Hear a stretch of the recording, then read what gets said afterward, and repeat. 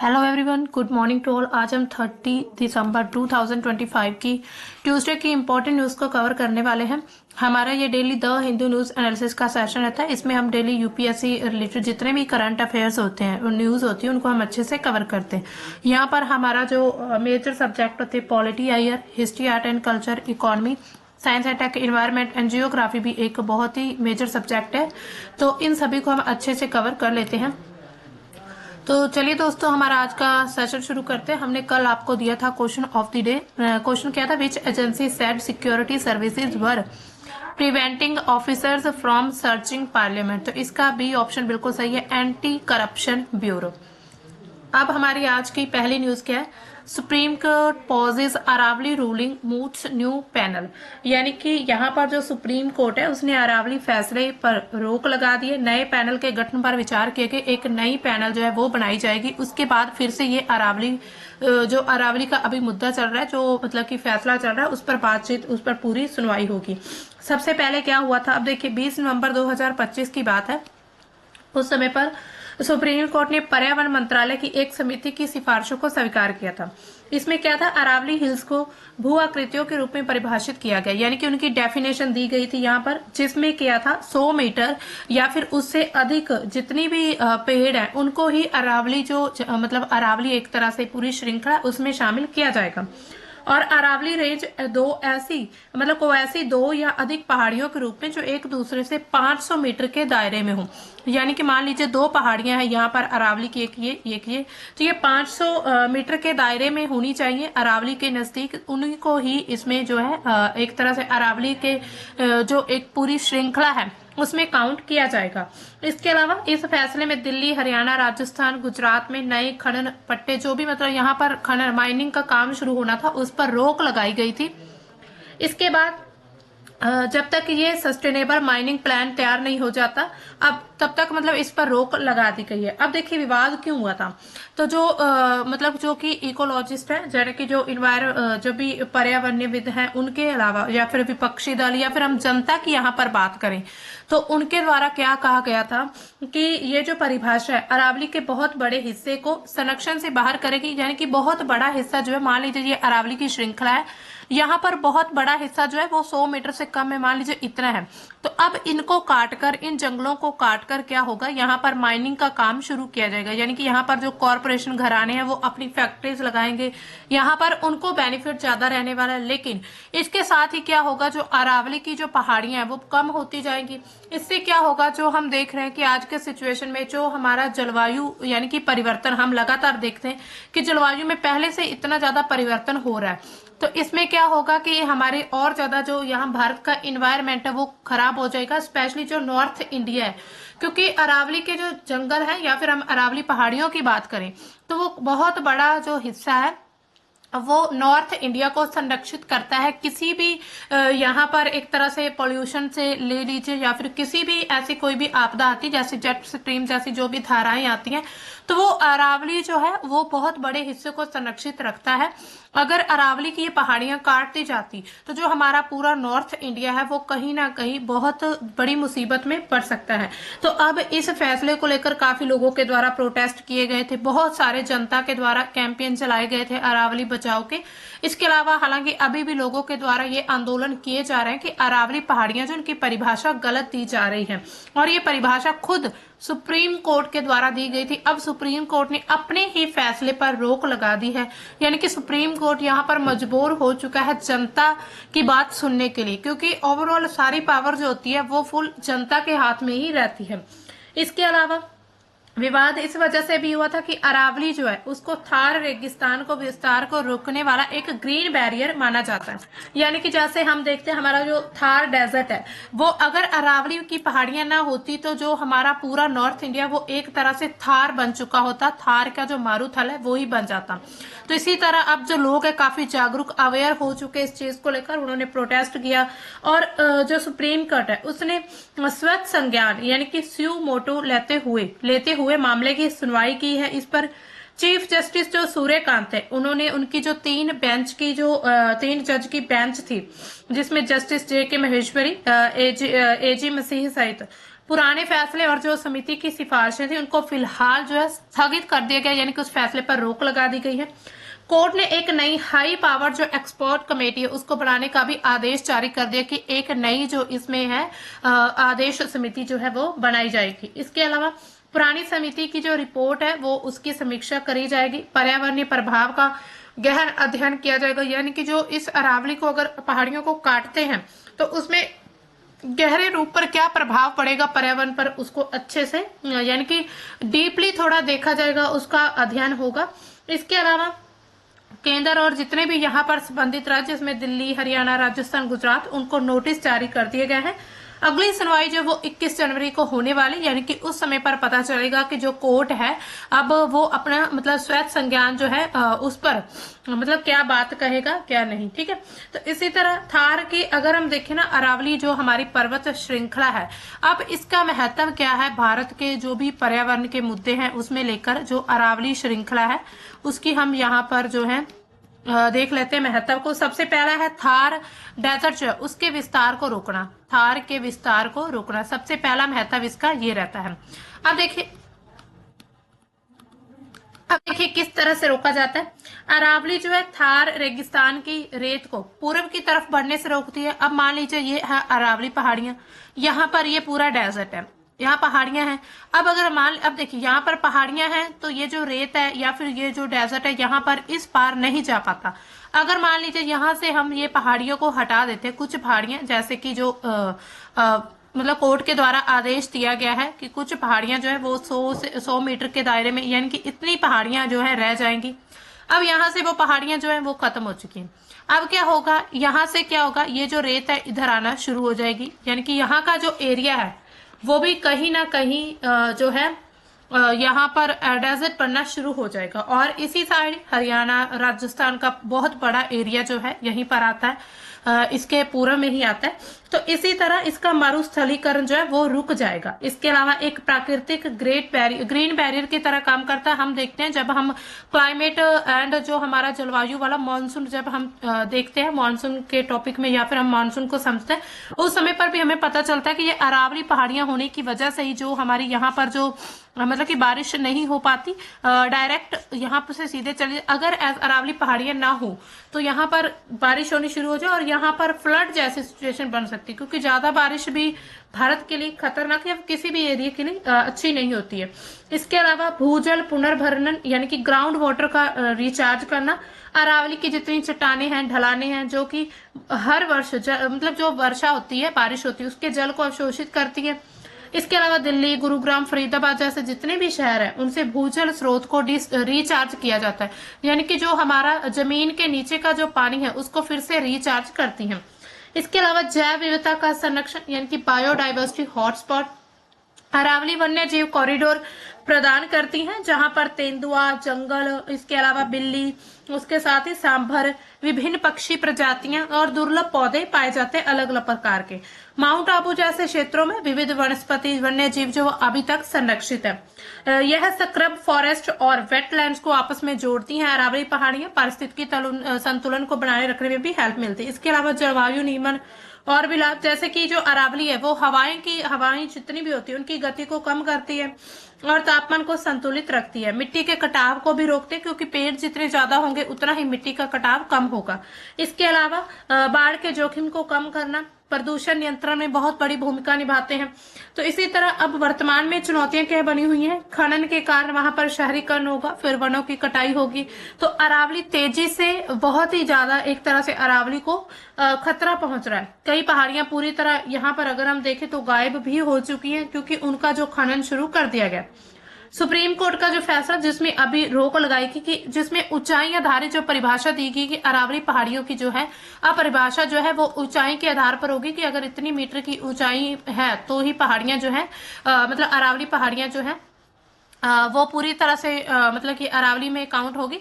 तो अब ये अगर देखा जाए तो मतलब कि पर्यावरण, हम इसमें थोड़े ये भी देख सकते हैं कि जो हमारा यहाँ सुप्रीम कोर्ट है उसका भी बहुत बड़ा ये हिस्सा रहता है कि वो अपना मतलब कि स्वैच्छ संज्ञान से थोड़ा अपना मतलब कि अपने विवेक से काम ले कि अगर ऐसा कुछ होता है, हम सिर्फ कुछ लोगों को फायदा देने के लिए यहाँ पर अरावली पहाड़ियों की कटाई शुरू करवा रहे हैं, लेकिन आने वाले समय में वही मतलब कुछ लोगों को फायदा देने के लिए जनता मतलब भारत की जो बहुत बड़ी जनसंख्या है वो किस तरह की मुसीबत में पड़ सकती है, वो किस तरह की जो चुनौतियां उनके सामने आती रहेंगी। तो इसी तरह ये जो मुद्दा अभी तक बना हुआ है अरावली का, तो अब आने वाले समय में देख लेंगे, यानी कि जो 21 जनवरी को जो सुनवाई होगी मतलब क्या होगा फैसला कोर्ट का, उसमें देखा जाएगा। अब शुरू करते हैं हमारी आज की ये जो नेक्स्ट न्यूज आ रही है। तो नेक्स्ट न्यूज क्या है कि manufacturing capital goods lead IIP growth to 25 month high of 6.7% in November. यहाँ पर मैन्युफैक्चरिंग और जो पूंजीगत वस्तुएं हैं उनके कारण नवंबर में आईआईपी की वृद्धि जो है वो 25 महीनों के उच्चतम स्तर पर पहुंच चुकी, यानी कि यहाँ पर आईआईपी की वृद्धि देखी गई है। आईआईपी क्या होता है, सबसे पहले ये देखते हैं। देखिए, तो आईआईपी का फुल फॉर्म पहले क्या, इंडेक्स ऑफ इंडस्ट्रियल प्रोडक्शन, यानी कि जो औद्योगिक उत्पादन सूचकांक जो है भारत की अर्थव्यवस्था का एक बहुत बड़ा इसको हिस्सा माना जाता है, एक संकेतक है जो कि खनन, इसमें जो माइनिंग, मैन्युफैक्चरिंग, इलेक्ट्रिसिटी जैसे जितने भी प्रमुख उद्योग होते हैं उनके क्षेत्र में कितनी वृद्धि हुई है या फिर कितनी गिरावट है, उसको आईआईपी क्या है ये मापता है, ठीक है, उसको मेजरमेंट करता है। आईआईपी ये बताता है कि किसी निश्चित अवधि में, आमतौर पर यहाँ पर मंथली बात होती है, औद्योगिक उत्पादन आधार वर्ष की तुलना में कितना बढ़ा है या फिर कितना घटा है। यहाँ पर आधार वर्ष क्या होता है, अब अगर देखिए आधार वर्ष क्या होता है, मान लीजिए कि हम 2011-12 जो यहाँ का आधार वर्ष अभी इसको माना जा रहा है, इसके आधार पर चेक किया जाता है कि 2011-12 में अगर मान लीजिए कि 12% यहाँ पर आईआईपी था, तो अब जो है 2024-25 में जो है 6.68% हो चुका है, यानी कि ये कम हुआ है। अगर इससे ज्यादा हो जाता, 14-15 हो जाता, तो मतलब कि इससे इतना ज्यादा हुआ है। तो इसी तरह आधार वर्ष के साथ ही इसकी जो है वो तुलना की जाती है। अगर हम करंटली आधार वर्ष की बेस ईयर की बात करें तो 2011-12 हमारा जो है इसको बेस ईयर माना जाता है। इसको जारी कौन करता है, आईआईपी को। काफी इम्पोर्टेंट ये सवाल रहता है कि आईआईपी को जारी करने वाला, कई बार डायरेक्ट ही क्वेश्चन पूछा जाता है एग्जाम में। तो सांख्यिकी और कार्यक्रम जो कार्यान्वयन मंत्रालय है उसके द्वारा ये है मतलब हर वक्त, और उसके अंतर्गत जो राष्ट्रीय सांख्यिक कार्यकाल है एनएसओ, उसके द्वारा ये जो है हर महीने 12वें दिन मतलब ये आंकड़े जारी कर दिए जाते हैं, ठीक है। अब देखिए सेक्टर वाइज इसका अलग अलग वेटेज रहता है, यानी कि जो मैन्युफैक्चरिंग का सेक्टर उसमें अलग है, इसके अलावा माइनिंग में अलग है, इलेक्ट्रिसिटी में अलग होता है, डिफरेंट रहता है। अब न्यूज क्या आ रही है, अब देखिए उन्होंने कहा है कि जो सालाना आधार है उस पर 6.7% आईआईपी में वृद्धि हुई है। अब वृद्धि हुई जो है वो मतलब सेक्टर वाइज किस सेक्टर में कितनी हुई है उनको थोड़ा देख लेते हैं यहाँ पर।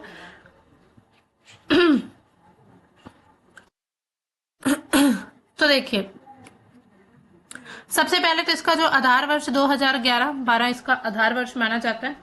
अब इसमें जो मुख्य कारण क्या है और इसके जो सेक्टर वाइज कैसे वृद्धि हुई, सबसे पहला हम देखते हैं जो मैन्युफैक्चरिंग का सेक्टर है उसमें वृद्धि देखी गई, यानी कि 8% की वृद्धि देखी गई है मैन्युफैक्चरिंग के सेक्टर में।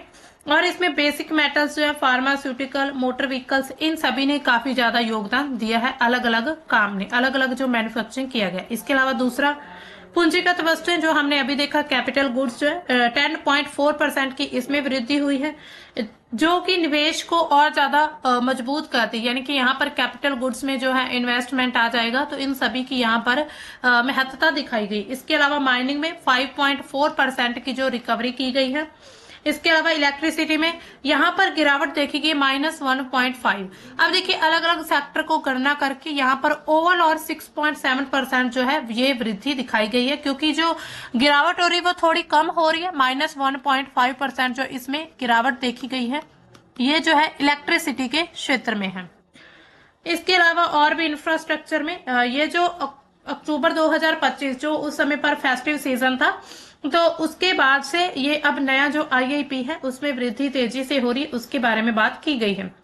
अब देखिए इसका महत्व क्या होता है आईआईपी का। तो अर्थव्यवस्था का इसको एक तरह से थर्मामीटर माना जाता है। हमारी जो भारत की अर्थव्यवस्था है उसको चेक करता रहता है ये आईआईपी की। हमारी जो अर्थव्यवस्था है वो बढ़ रही है, उसमें उसमें यानी कि ग्रोथ हो रही है या फिर वो कम हो रहा है, डाउन हो रही है। ठीक है, इसके अलावा आरबीआई उच्च ब्याज जो भी ब्याज दरें तय करती है, सरकार अपनी नीतियां बनाती है और जो भी इन्वेस्टर्स होते हैं उनको निर्णय लेने में भी काफी योगदान रहता है कि वो किस सेक्टर में अपना जो है इन्वेस्ट करें कि उन्हें ज्यादा प्रॉफिट हो। तो इसी तरह ये बहुत सारे अलग अलग के लिए मतलब काफी ज्यादा इंपॉर्टेंट रहती है। अब देखिए जीडीपी और आईआईपी का संबंध क्या होता है। तो भारत में जो जीडीपी होती है यानी कि सकल घरेलू उत्पाद, यहाँ पर हम जीडीपी की बात कर रहे हैं, ग्रॉस डोमेस्टिक प्रोडक्ट जो होता है जीडीपी, और अर्थव्यवस्था की ये कुल आर्थिक गतिविधियां यानी कि टोटल कितनी आर्थिक जो गतिविधियां की गई हैं। इसके अलावा आईआईपी क्या होता है मुख्य रूप से उद्योगों के बारे में, जिसमें खनन, विनिर्माण, बिजली उत्पादन जैसे जो क्षेत्र है उनकी हर महीने की जो वृद्धि है, उत्पादन की वृद्धि यानी कि हर महीने उन्होंने अपने उत्पादन में कितनी वृद्धि की है तो ये उसको मापता है। तो इसी तरह यानी कि जीडीपी जो है ये कुल की बात करता है। इसके अलावा ये जो है आईआईपी जो है ये हर मंथ ये चेक करता रहता है। तो इसी तरह इन दोनों का जो हम माने अगर हम देखें तो महत्व गहरा संबंध है, क्योंकि मान लीजिए अगर आईआईपी बढ़ता है हर महीने या 2-3 महीने बाद, इट मीन्स कि हमारी जीडीपी में भी वृद्धि हो रही है, एक दूसरे के साथ ये जुड़े हुए हैं। ठीक है, अब चलते हैं हमारी नेक्स्ट न्यूज की तरफ।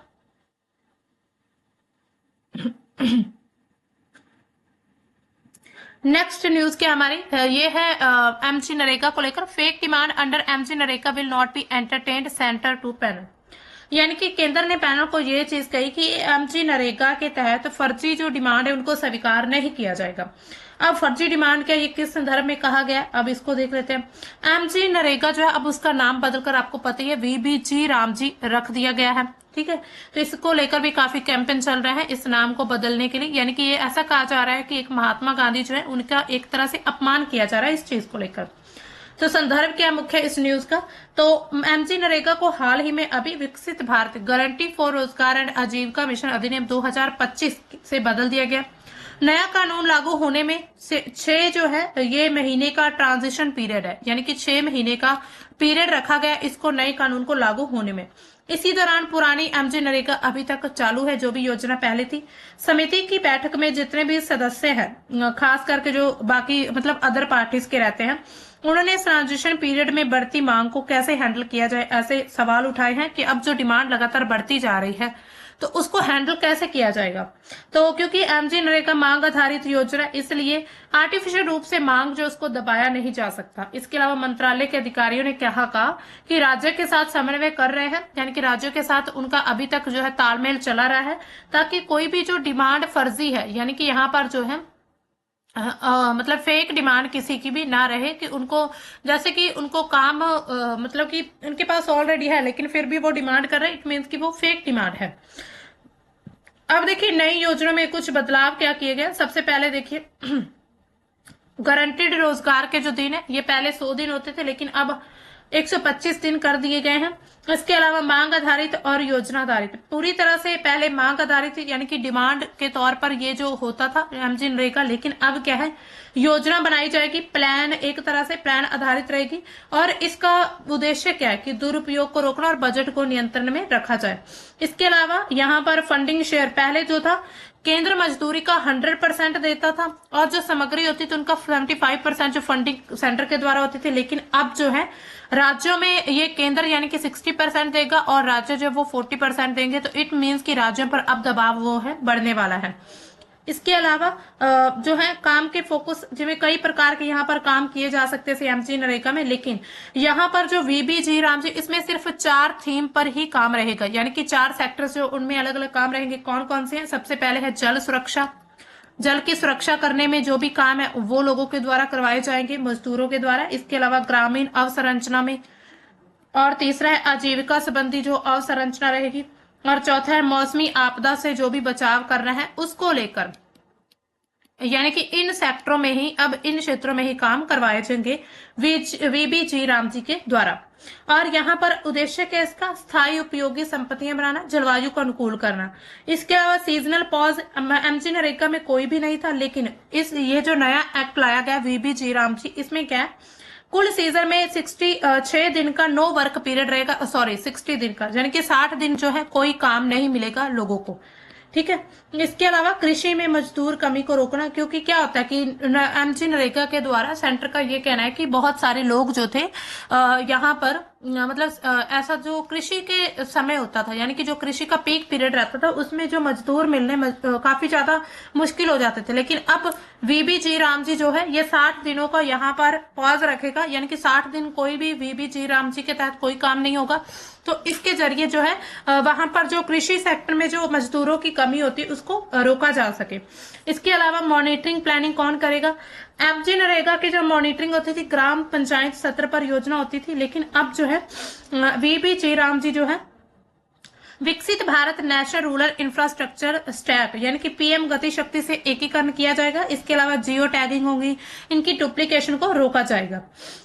इसके साथ ही यहाँ पर ट्रांजिशन पीरियड हम देखें तो 6 महीने जो है वीबीजी रामजी, इसके बीच जो 6 महीने का अभी तक टाइम है, यानी कि 6 महीने अभी रखे गए हैं इसको लागू करने में। करीब ये अगर हम देखें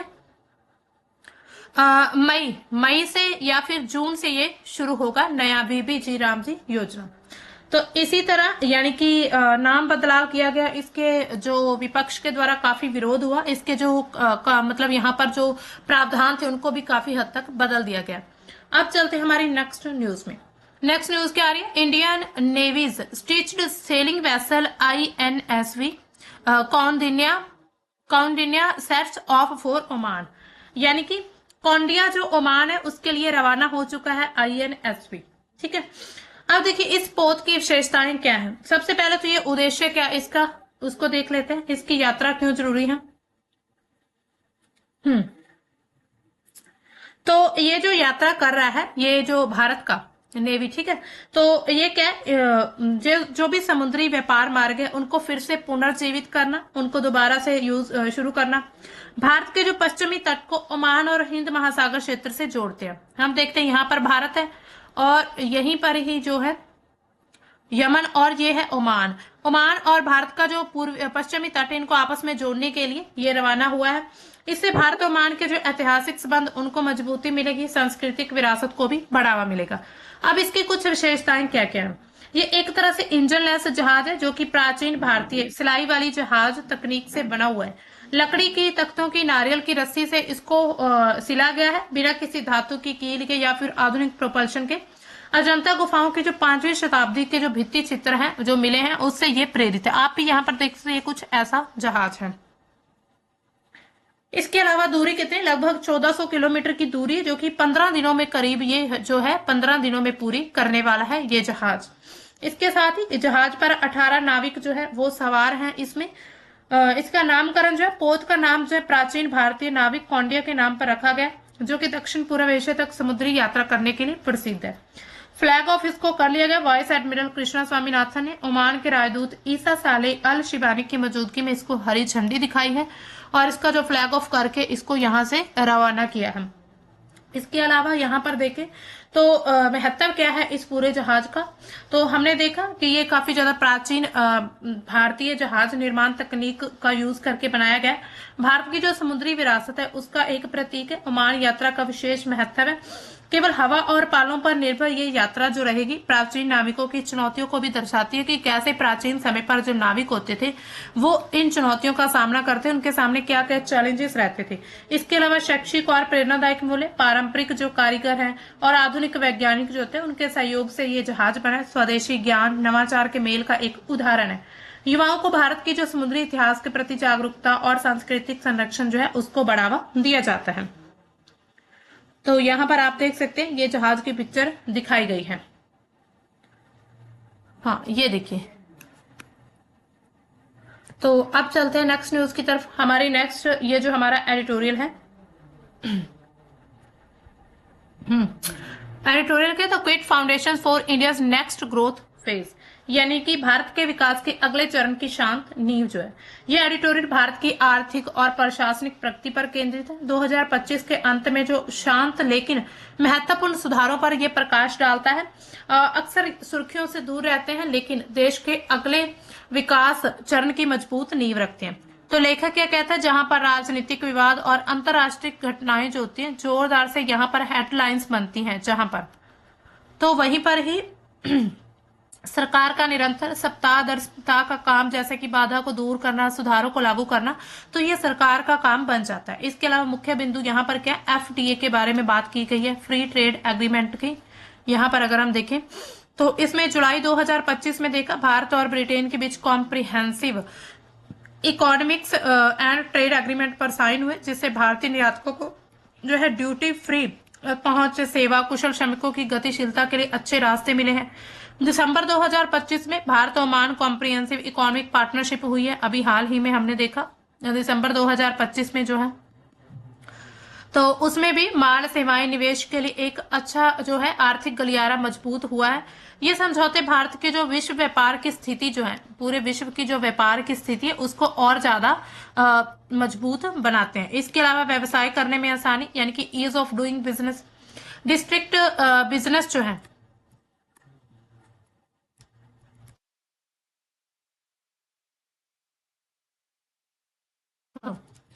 यहाँ पर एज ऑफ डूइंग बिजनेस क्या है, यहाँ पर बात अगर हम देखें तो district business reform action plan जो 2025 आया था, उसके फ्रेमवर्क से जिला सत्र पर सुधार किए जा रहे हैं। स्थानीय प्रशासन को अधिक जवाबदेही, पूर्व अनुमान योग्य, उत्तरदायी बनाया जा रहा है, जिससे जो उद्यमी है उनको सीधा लाभ मिल सके।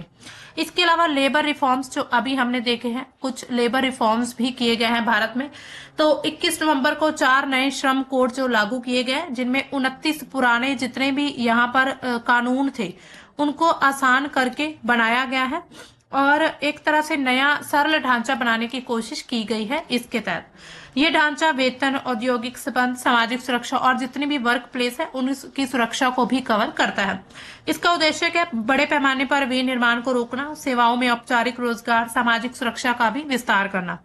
इसके साथ ही एडिटोरियल का मुख्य उद्देश्य, अगर हम संदेश की बात करें तो ये संदेश क्या देता है एडिटोरियल हमें, तो ये क्या कहता है कि भारत का विकास अब शोर शोरबे वाली जितनी भी जो घोषणा है उससे नहीं, बल्कि शांत, निरंतर और व्यवस्थित सुधारों से हो रहा है।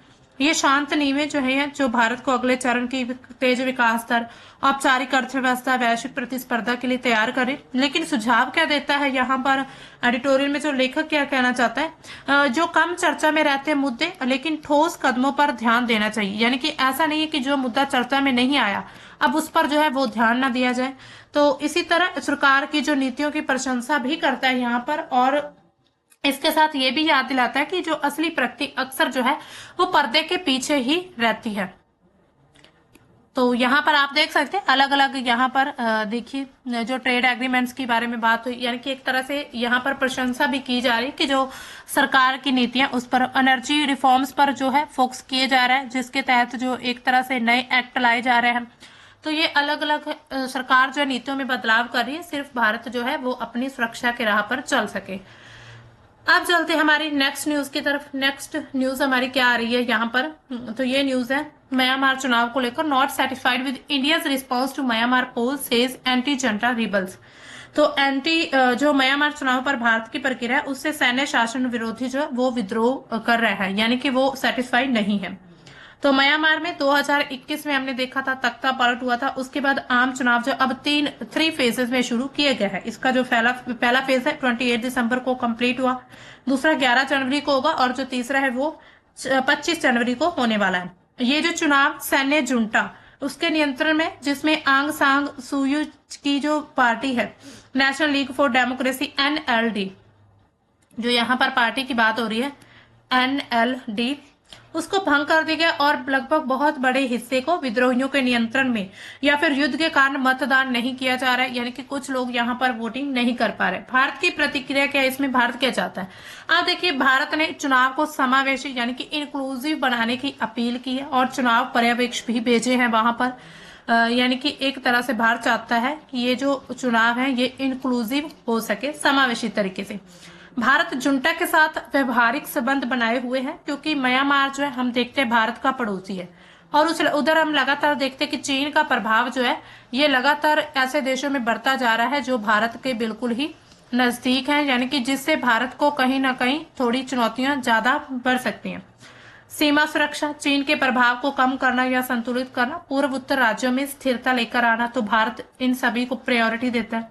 भारत ने जुंटा के जो प्रमुख हैं मिन आंग हेलांग से उनसे मुलाकात की। इसके अलावा म्यांमार के नेतृत्व वाली प्रक्रिया, विश्वसनीय चुनाव की भी बात की है कि ये जो चुनाव है ये काफी ज्यादा अच्छे से होने चाहिए, यानी कि इनमें कोई भी किसी भी प्रकार की जहां पर कोई भी ऐसा विद्रोह नहीं होने चाहिए, यानी कोई भी ऐसी हिंसा ना हो। इसके अलावा सैन्य शासन जो वो विरोधी विद्रोहियों से असंतोष है।